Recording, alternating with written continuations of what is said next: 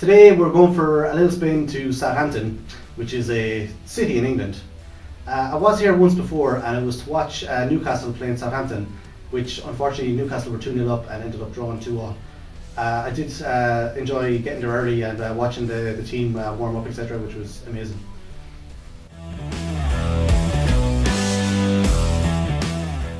So we're going down for the day, going out for lunch, etc. But I'm going to look for some games while I'm here. Why not?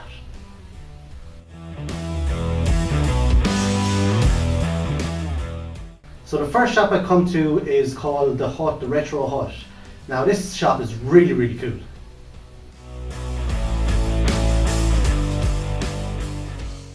It's got a big Doctor Who thing outside, I don't know.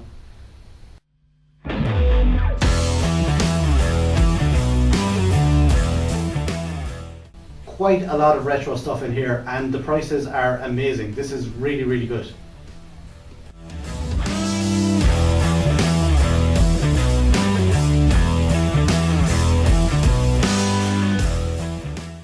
The gentleman working in there is really knowledgeable about the games. He's a Sonic collector and he just has a chat with us and he's telling us about his collection. It's great. He's actually only working there for a week because the guy that owns it is on holiday or something.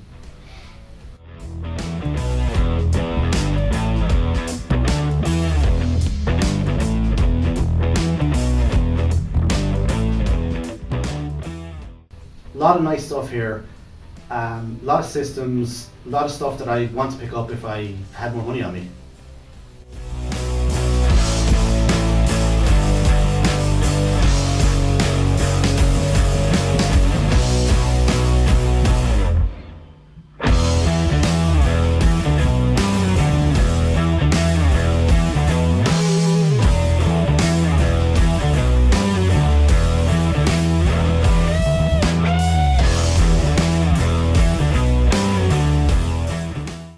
A couple of things on the shelves that I'm not leaving there. There's two Final Fantasy figures that are coming with me. There's Irvine and there's Questus.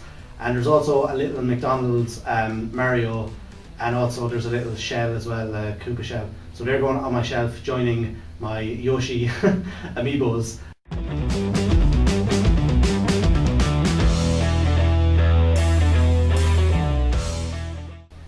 There is a CEX here, well there's a couple of CEX here in Southampton, and nothing of interest at all in there, apart from on the window there's a huge Yoshi's Woolly World amiibo. So I would like to get that, but I don't want to pay £30 for it. And there's also a really cool Detective Pikachu amiibo as well, that's awesome.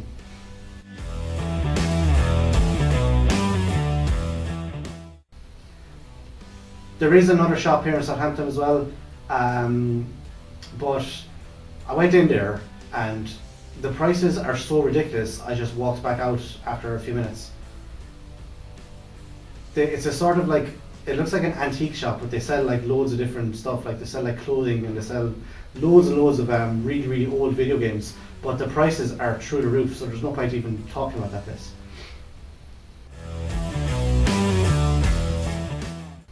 So a pretty good day all in all in Southampton. Just going to head home on the train here and didn't get any games, but I did get a couple of figures, so not too bad.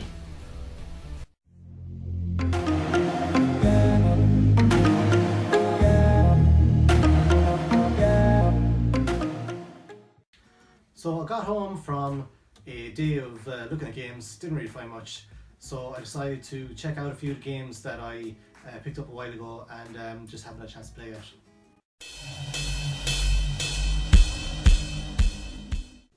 Dino Crisis, I've never got sick of this game. As much as I played it, I've never got sick of it. It's really good. Dino Crisis is a survival horror game by Capcom. It's basically Resident Evil with dinosaurs. There are 4 games in the series, and this one is the best. You take control of Regina and have to investigate a facility on Ibis Island. You go in with a team, almost exactly like Resident Evil 1. There's some sort of machine called the Third Energy Technology that created a rift in space, allowing dinosaurs to come from the past. Of course, the government wants to use this technology and develop weapons or something, but Regina wants to stop this, I think. Your funny teammate stays in a computer room and gives you instructions on what tasks to complete.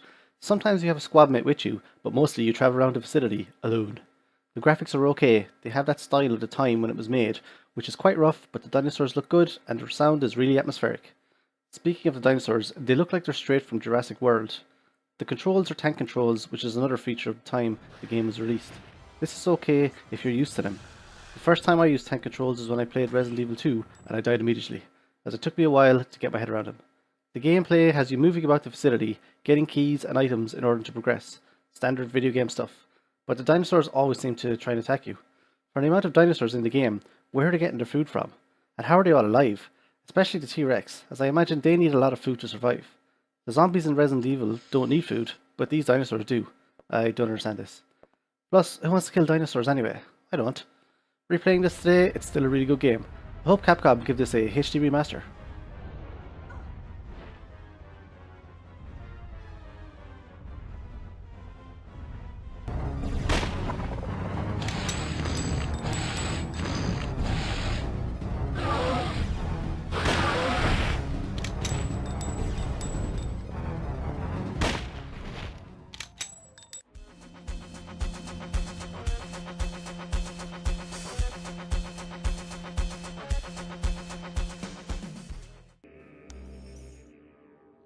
Making Shao Demon Sword.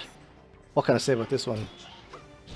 You run about killing enemies in really poorly presented environments. There's some story about the sword possessing people, but I got bored too early and switched to a different game. It might get better, but I don't think I'll stick it out.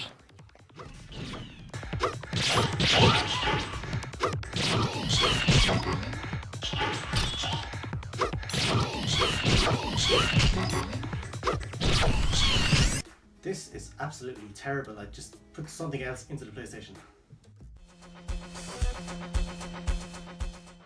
Cold Fear, I remember this game being a lot better than it is. It's not that good actually. Gull Payne is a Resident Evil 4 type game set on a ship. After I played Resident Evil 4 to death, this was actually in the same style, so it was a nice alternative. I remember it being really good when I played it ages ago. You play as Tom Hansen and have to unravel a story about a parasite that turns people into zombies and monsters. The game apparently did not get very good reviews, but I've got a lot of nostalgia for it. Cold Fear starts off really well with lots of good water and fire effects. The developers tried to make a disorientating feeling when you begin, with camera shakes and things flying in front of you. This does not continue, however, and the game becomes quite monotonous. There are a few laughable jump scares attempted. The graphics are good for the time, and the sound does a good job of keeping the moody atmosphere. The controls are jittery, but not too bad. After the initial opening of the game, the story starts to kick in and you begin travelling around the ship collecting weapons, keys and files. The ship location is done really well, with lots of tight corridors. Some of the ship is taking on water, and this adds to the tension of the game. The enemies are zombie things that have been affected with a parasitic organism called an exocell. These enemies are known as exos. You also fight and murder lots of Russian mercenaries. Strangely, there's no inventory. As soon as you collect health items, you use them and ammo is added to your stock. If you want to check out a Resident Evil 4 clone, then have a look at this one. Did you hear that? Hear what? What's that smell? These old Russian whalers all stink to high heaven. What's that? Open fire! Open fire! Holy shit! Ah! I'm falling back! Reform on my position! I repeat, reform here! Lieutenant Lansing, come in, come in!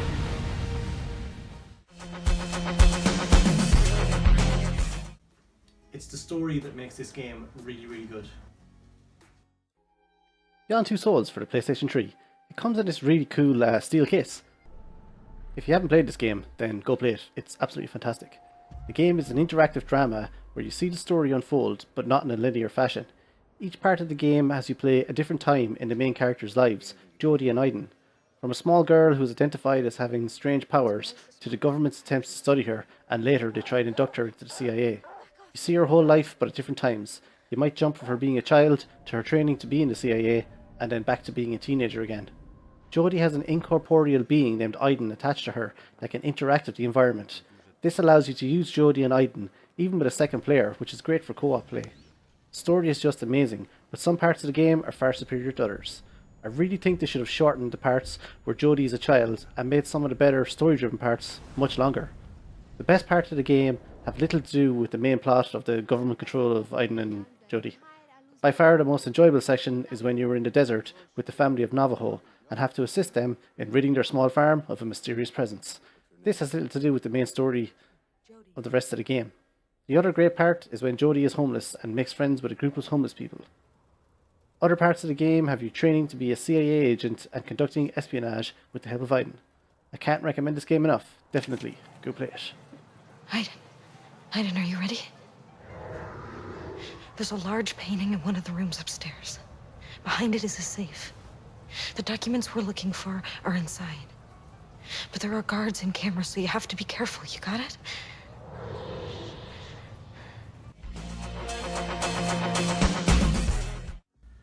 The thing, I don't know, it's tough to know if it's any good or not. I might come back to it and see if it's good next time. This game is based on a 1982 movie, The Thing, which in turn is based on a 1938 book, Who Goes There? In the film, Kurt Russell travels to Antarctica and finds an alien organism that possesses people and turns them into creatures.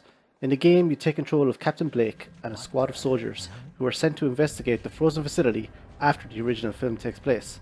The graphics are okay for the time, but are kind of blocky. The interesting thing about the game is that unlike other games of a similar genre, you are not alone. Your squad is with you at all times, and they have personalities and abilities to help the team. If you don't give them weapons or look after them, they turn against you or get paralysed with fear. This is a compelling game mechanic.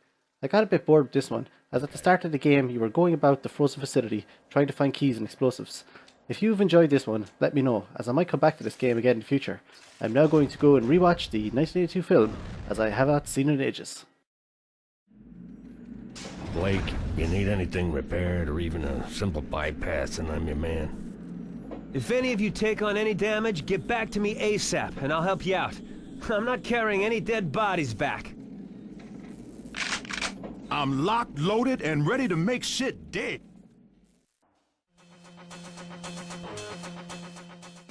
Driver 76, I just keep playing it. I don't know what it is. I just keep playing it. Driver 76. This is actually quite a good game, and a real pick up and play sort of game. It's similar to the other Driver games in the series, but takes place in the 1970s. It's actually a prequel to the PS2 game Driver Parallel Lines, and is set in New York City. As the name suggests, you mostly drive around from point A to point B, and sometimes you shoot at enemies. The humour is good, and the game is mission based. The story is good as well, and really kept me interested. It's presented in a comic book style, which keeps with the overall 70s theme of the game. This is a good game if you have a spare few minutes and you can complete a mission and put it down and come back later and then do another mission. Slink spelt it out for me. You want the girl? Easy. Her daddy? Guy named Zhao. Calls the shots on who she goes out with. You make him happy, you just might get laid. He got rich taste though, so don't come at it. It's just a fantastic game. That's it. Poochie and Yoshi's Woolly World. This game was given to me as a gift a while ago, and it's absolutely amazing. Yoshi's my favourite character from the Mario franchise, as you can tell from my Yoshi Special Edition 3DS and the Yoshi amiibos I have. Yoshi's Woolly World looks great, and it's got the 3D graphics, but everything's made of wool, even Yoshi. It's the standard platform game, but done really well. It seems to be a continuation of the Yoshi's Island games. There is a version on the Wii U also. Some of the music is very memorable, and this is just a great fun game to pick up and play. Dead Space is a survival horror game set in 2058, where you take control of Isaac Clarke, an engineer who travels to the spaceship Ishimura after his crew intercepts an SOS transmission from the ship. Isaac's wife Nicole is on board and sends him messages to help her. There's some sort of alien device called the Marker that turns the crew of the Ishimura into necromorphs, grotesque monsters that you have to kill. The enemies constantly spring out from walls and overhead shafts, providing plenty of jump scares. They pretty much run at you any chance they get. The game continues to prompt you to dismember the enemies, and you do this with a wide variety of weapons. Because Isaac is an engineer, some of the weapons you use are tools that can be upgraded. You can also upgrade your suit and get different helmets. The graphics are awesome, with plenty of spaceship areas and zero-gravity spacewalk sections that convey the vastness of the subject matter. Gameplay has you travelling around the ship, trying to fix stuff with the help of others from your team. If you get lost, you can hit the right trigger and have a yellow line appear to show you where to go. This is incredibly useful as the areas look very similar. Items and ammo are scarce, so item management is key, although you can craft items as well as collect them from crates and downed enemies. Isaac as a character seems really strong, and the controls are sharp, although at times it's hard to navigate, particularly when enemies are running at you. The mood is very foreboding, and the tasks are constant, as when you complete one, another is added to your mission list, and the only respite seems to be when you are crafting weapons, getting instructions in a lift, or listening to a log from a crew member. There are subsequent games in the Dead Space series, but this one is fantastic. You have enough control over Isaac to feel like you can kill anything, but still not enough to easily dispatch any enemy that bursts out from an air vent. I have not played through this game in a while, and I forgot most of it. If you've got the stones, check this one out. My name is Terence Kyne. Dr. Kyne. Listen to me. There isn't much time. If you really can repair the shuttle... Dead Space is just a very good survival horror game. Odin Sphere. This is a PlayStation 2 game that has amazing reviews. I don't understand why.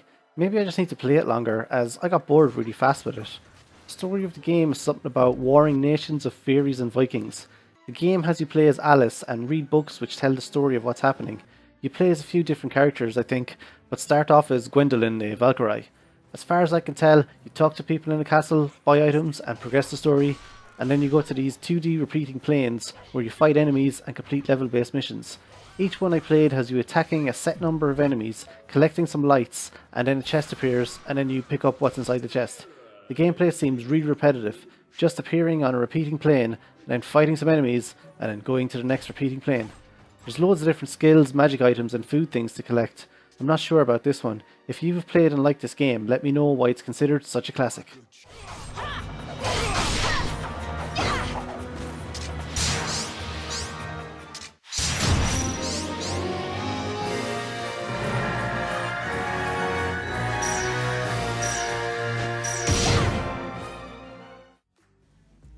I really don't see why this game is considered so good.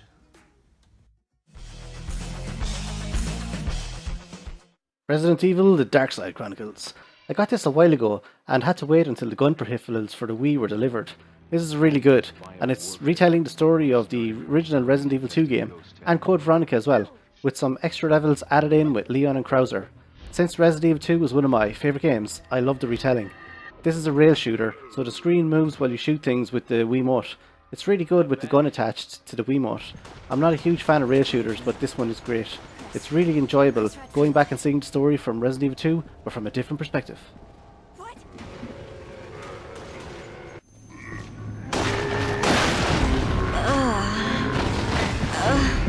Can you get up? Leon, behind you! Resident Evil Darkside Chronicles, it needs to be played with 2 players. Preferably another person that enjoys Resident Evil.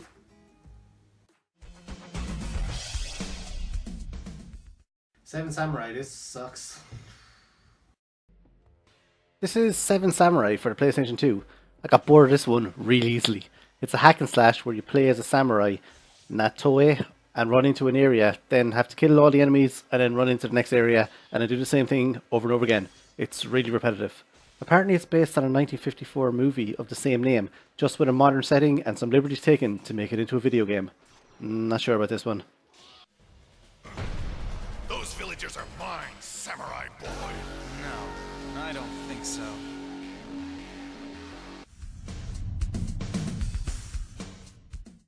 Eco, this is just a really good game. I really enjoyed it. Eco. This is one great game. You control a little boy in a helmet named Eco, and he drags around this girl named Yorda by the hand. There's some shadow monster things who are always trying to grab her and take her into some portal. The game looks great, with the environments being very large and the graphics convey this extremely well. The sound is minimal, but fits the game. Most of the game is spent figuring out puzzles and moving to the next part of the castle, while keeping Yorda away from the shadow monster things. The puzzles are tough, but really enjoyable once completed. The atmosphere of the game is great, and since Eco and Yorda don't speak the same language, there's no dialogue between them, so it's kind of silent. This is actually refreshing. There's a special edition of the game which comes in a cool cardboard box with some art cards.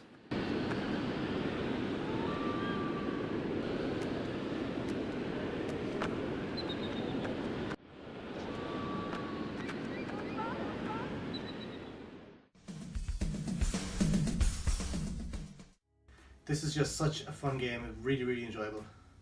Escape from Monkey Island. I love this game. I picked it up a while ago and have not got around to playing it until now. I played it years ago when I was looking for a game similar to Broken Sword. This one is far more slapstick and comic-like than Broken Sword. There's a whole series of these games on PC, but I've only played this one. You control Guybrush Threepwood, Mighty Pirate, and you are home for your honeymoon with your wife, but an evil Australian investor is forcing all the pirates off your home at Melee Island, so it's up to you and the governor to stop him. This game is really funny at times. It has some quality one-liners. I don't see how most people will complete this without a guide though. The puzzles are mega tough. I had to use a guide in the first portion as I could not remember how to pass it. Once you figure out the puzzles, then they seem really easy, but man, they're not. The story is really entertaining. The main character is portrayed as a likeable buffoon, and some of the other characters are somewhat fleshed out. The voice acting is quite good, and the game is presented in that early sharp polygon style, but still appealing. The locations are great, with lots of pirate cliches made fun of frequently. The game is top quality, but one tough mudder. Grog me, barkeep. Why, I'll be glad to. After you show me some ID. What, don't I look like I'm 14? Actually, you look like you're about 15. But we're carding anyone who looks under 23 just to be safe.